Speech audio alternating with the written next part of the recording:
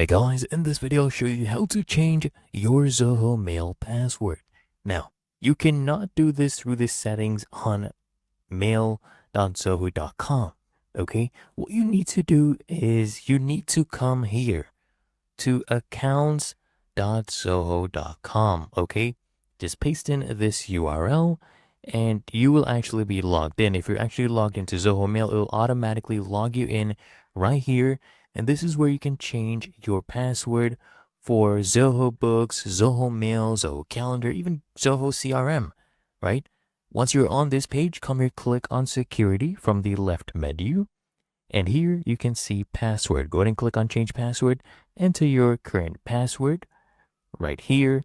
And then you just need to go ahead and enter your new password twice.